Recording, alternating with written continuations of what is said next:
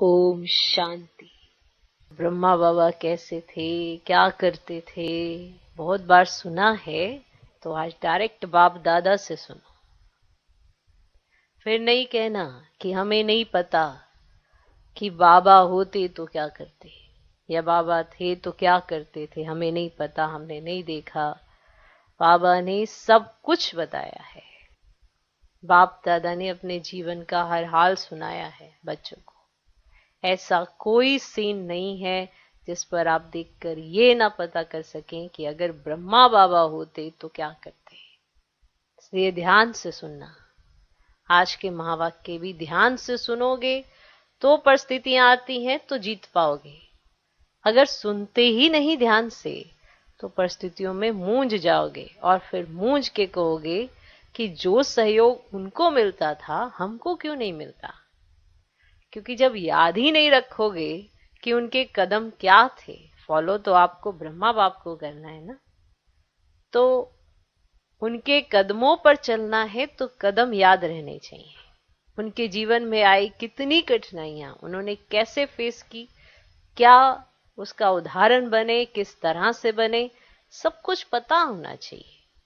जब तक अच्छी तरह से परिचित नहीं होंगे, परिचय ही पूरा नहीं होगा, तो कैसे पता लगाएंगे कि वो होते तो क्या करते और आप हैं तो आपको क्या करना है। इसलिए संकल्प, बोल, कर्म, संबंध, संपर्क में कैसे जज करोगे कि बाप समान बनना क्या है, जब ये जानोगे ही नहीं कि वो कदम कौन से हैं जिस पर चलकर ब्रह्मा बाप अव्यक्त हुए।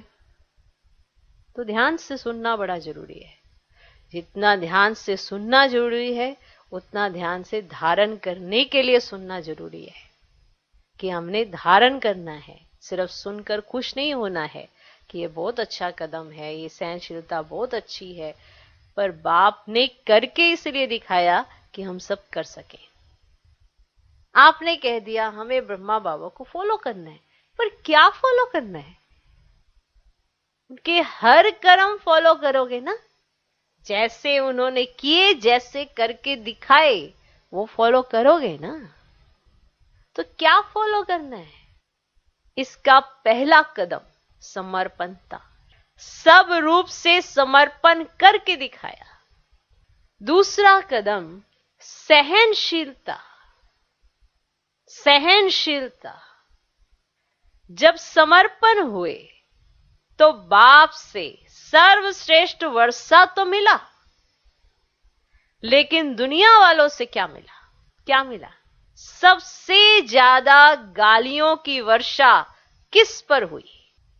चाहे आप आत्माओं को भी गालियां मिली या अत्याचार हुए, लेकिन ज्यादा क्रोध व गुस्सा ब्रह्मा को ही मिलता रहा।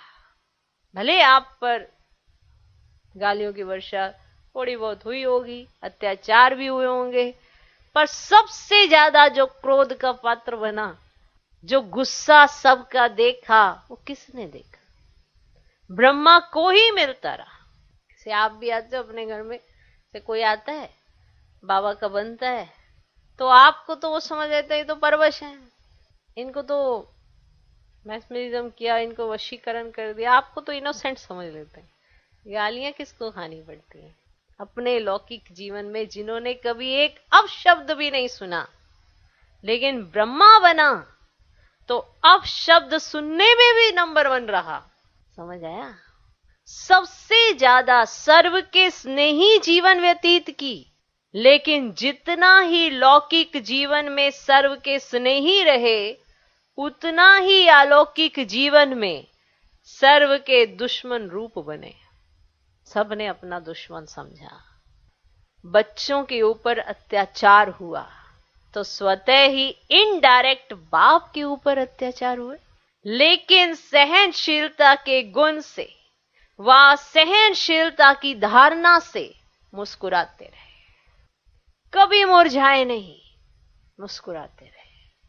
कोई प्रशंसा करे और मुस्कुराए, इसको सहनशीलता नहीं कहते।